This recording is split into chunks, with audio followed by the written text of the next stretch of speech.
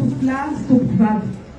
Raisiko ho fifaliana sy voninahitra lehibe ho ahy ny famifako ny solotena ny gouvernemanta sy ny solam-panjakana etony amin'izao lanonana fanomezana kilalao sy fitaovam-pianarana ho an'ny ankizy malagasy izao, izay fanomezana avy amin'ny mahasoivony Repoblikanentim-bahoaka ny Chine.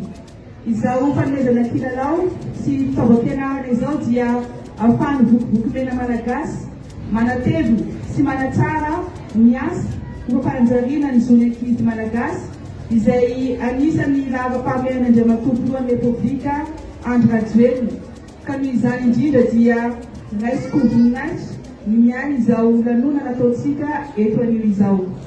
Tolorana fankasitrahana sy fisaorana feno ny mahasoivon'ny Repoblika Entim-bahoaka ny Chine izay manomana ny vokivoki-mena malagasy amin'ny alalan'izao fanomezana izao izay ahafahany manatotosa ny asa sahaniny amin'ny fandraisana tanana ireo ankizy.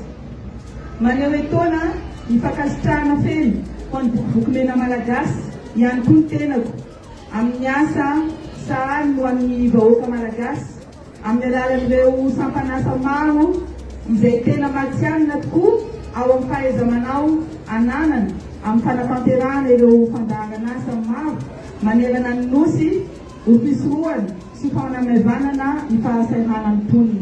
Mino sy manantena isika fa izao hetsika atretisika eto anio izao dia tsy farana hatreto fa hitohy hatrany manerana ny Madagasikara ary manentana hatrany ireo mpiara-mongonantoka ny tenako anoana izany ho amin'ny fafanjariana ny zon'ny ankizy malagasy.